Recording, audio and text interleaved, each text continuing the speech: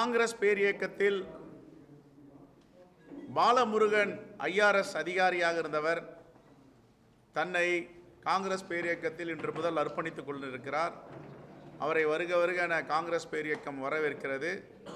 அவருக்கு பொன்னாடை போர்த்தி உறுப்பினர் அட்டை வழங்க இருக்கிறோம்.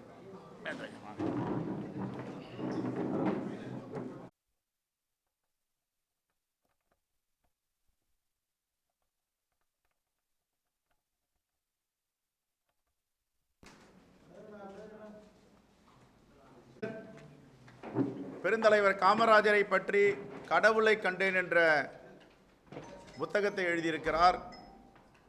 அவருடைய தந்தை மருத்துவராக ஸ்டான்லி மருத்துவமனையிலும் சென்னை பொது மருத்துவமனையிலும் சிறந்த மருத்துவராக பணியாற்றியிருக்கிறார்.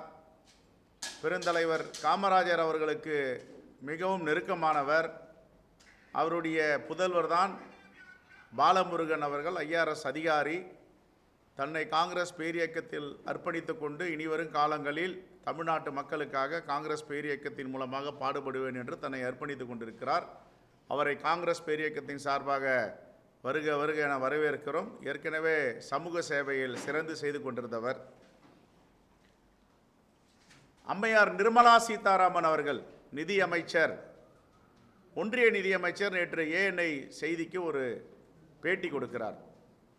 என்ன கொடுக்கிறார் என்றால், கள்ளக்குறிச்சியில் நடந்த சம்பவத்திற்கு அகில இந்திய காங்கிரஸ் தலைவர் மல்லிகார்ஜுன கார்கே அவர்களும்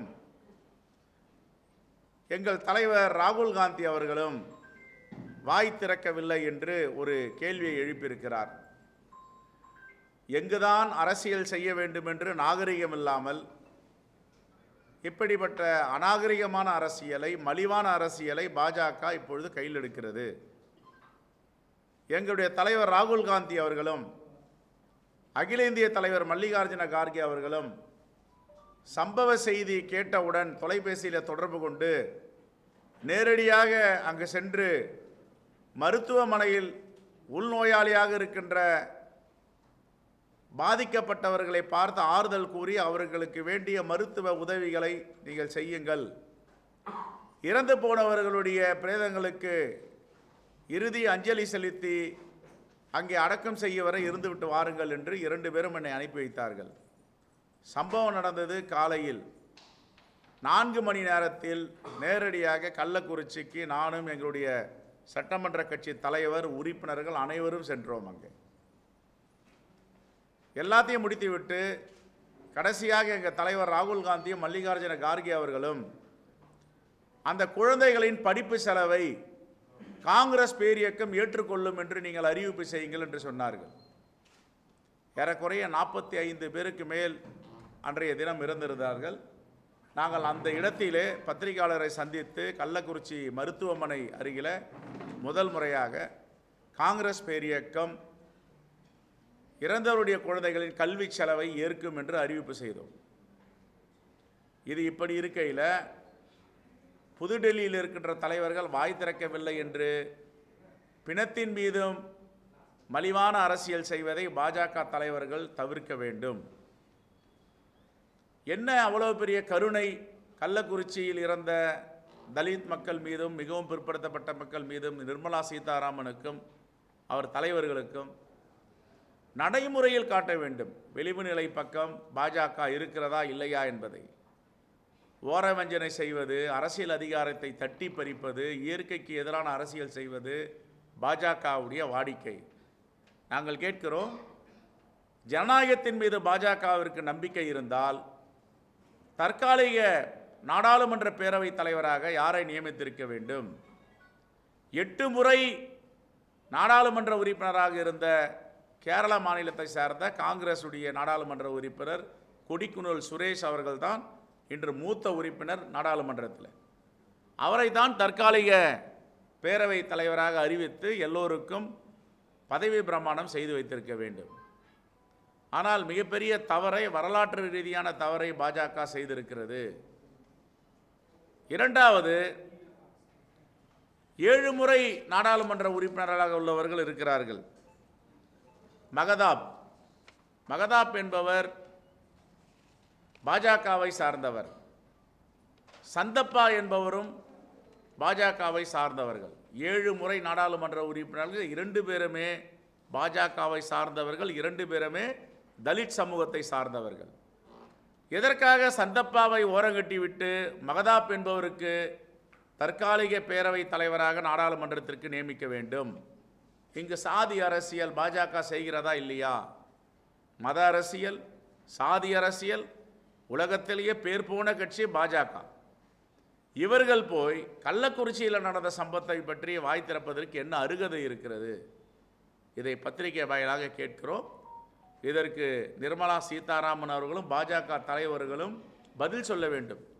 ஜனநாயகம் என்றால் கொடிக்கனூர் சுரேஷ் அவர்கள் நியமிக்கப்பட்டிருக்க வேண்டும். சமூக நீதி என்றால் சந்தப்பா அவர்களை நியமிக்கப்பட்டிருக்க வேண்டும். சமூக நீதியும் இல்லை, வரலாறும் இல்லை. நாடாளுமன்ற ஜனநாயகத்திற்கு எதிரான நடைமுறைகளை புதிதாக திணித்து வருகிறார்கள். இதை வன்மையாக காங்கிரஸ் பேர் இயக்கம் கண்டிக்கிறது. நீட் தேர்வில் எவ்வளவு பெரிய முறைகேடுகள் என்று உச்சநீதிமன்றமும் மக்களும் போராடி வருகிறார்கள். உச்சநீதிமன்றம் நல்ல தீர்ப்பை வழங்கியிருக்கிறது. மாணவர்களெல்லாம் மிகப்பெரிய கொந்தளிப்பிலும் அதிருப்தியிலும் வேதனையிலும் இருக்கிறார்கள். பாஜக அரசு இதற்கு முழுமையாக பொறுப்பேற்க வேண்டும். ஏறக்குறைய 1563 மாணவ மாணவிகள் தேர்வு எழுத வேண்டும். 750 மாணவ மாணவிகள் தேர்வை எழுத முடியாமல் புறக்கணித்திருக்கிறார்கள். என்ன காரணம்? என்ன காரணம் என்றால் ஒன்றிய அரசு நடத்தும் இந்த தேர்வு மீது நம்பிக்கை இல்லை. நம்பிக்கை இல்லாததால் 50 விழுக்காடுக்கு மேல் மாணவ மாணவிகள் தேர்வை புறக்கணித்திருக்கிறார்கள். இதுதான் யதார்த்தமான உண்மை. இதற்கு பாஜக பதில் சொல்ல வேண்டும். ஜவஹர்லால் நேரு அவர்கள் இதே தேர்வுகளை எல்லாம் நடைமுறைப்படுத்தியிருக்கிறார். Union public service commission UPSC எவ்வளவு ஆண்டுகளாக வெற்றிகரமாக நடந்து கொண்டிருக்கிறது. ஜவஹர்லால் ஏற்படுத்திய சிஸ்டம் சரியாக வேலை செய்கிறது.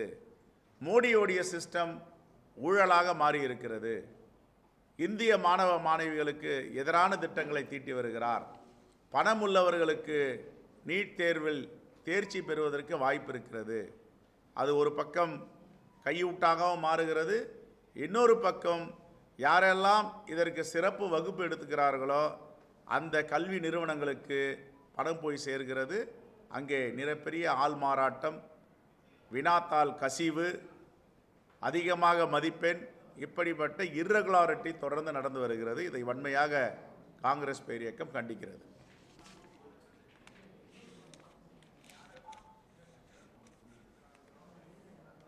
ஓகே,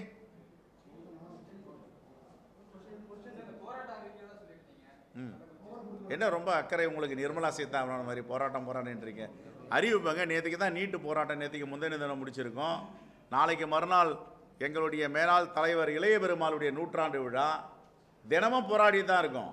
சட்டப்பேரவையில் போராடுறோம், மக்கள் மன்றத்தில் போராடிட்டு இருக்கோம். மக்களுக்காக கண்டிப்பாக நாங்கள் அறிவிப்போம், செய்வோம்.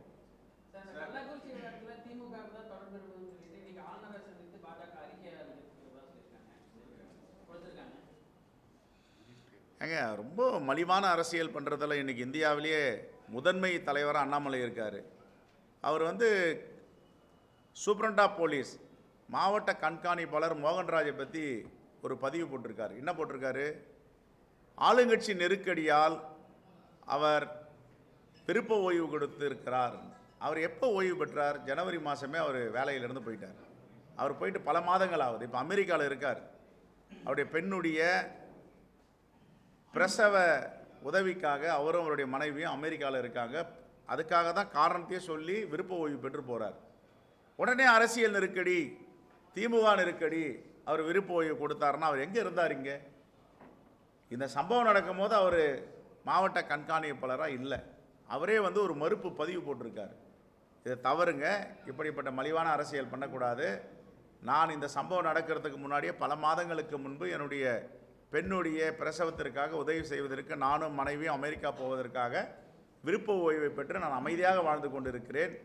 என்னை எந்த வம்பிலும் இழுக்காதீர்கள் என்று சொல்லியிருக்கிறார். ஒரு IPS படித்தவர் இது கூட தெரியவில்லை. சிபிஐ விசாரணை வேண்டும் என்று அமித்ஷாவிடம் கொடுக்கிறார். டெல்லி போலீஸ் எஸ்டாப்ளிஷ்மெண்ட் ஆக்ட் எல்லாருக்கும் தெரியும், ரொம்ப கிளியர் கட்டாக சொல்லுது, ஒன்று நீதிமன்றம் மாற்ற வேண்டும், இல்லை என்றால் மாநிலத்தில் எந்த ஆட்சி இருக்கிறதோ அந்த ஆட்சியின் முதலமைச்சர் பரிந்துரை செய்ய வேண்டும். இவர் எப்படி தமிழ்நாட்டில் இருக்கிற கேஸை எடுத்துகிட்டு போயிட்டு சிபிஐ கொடுக்க முடியும்? அவ்வளோ பெரிய அதிகாரம் படைத்தவரா அண்ணாமலை. மாநிலத்துடைய ஸ்டேட் கன்சர்ன் இல்லாமல் செய்ய முடியாது. அது ஒரு காலத்தில் பண்ணிட்டு இருந்தாங்க. மம்தா பானர்ஜி மேற்கு வங்கத்திலும், கேரளாவில் பினராயி விஜயனும், தமிழ்நாட்டில் மாண்புமிகு முதலமைச்சர் தளபதி அவர்களும் ஒரு தீர்மானமே போட்டிருக்காங்க. சட்டப்பேரவையுடைய தமிழ்நாடு அரசுடைய அனுமதி இல்லாமல் இவர்கள் வழக்கை தொடர முடியாது. இது கூட குறைந்தபட்ச நாணம் இல்லாதவர், அரசியல் பண்ணுறதுக்காக, மலிவான அரசியல் பண்ணுறதுக்காக அண்ணாமலை இப்படிப்பட்ட விபரீதங்களை ஏற்படுத்தி வருகிறார். தமிழ்நாட்டு மக்களுக்கு எதிராக அவர்கள் செய்யும் அரசியல் அவர்களுக்கு எதிராக முடியும்.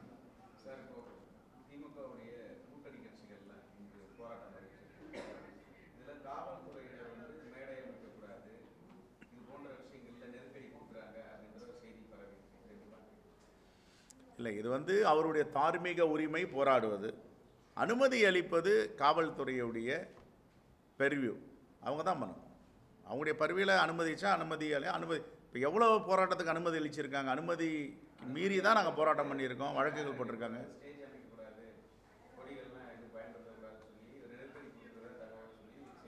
தெரியல, இப்போ தான் நீங்கள் சொல்கிறீங்க, நான் அதை என்னன்னு பார்க்குறேன்.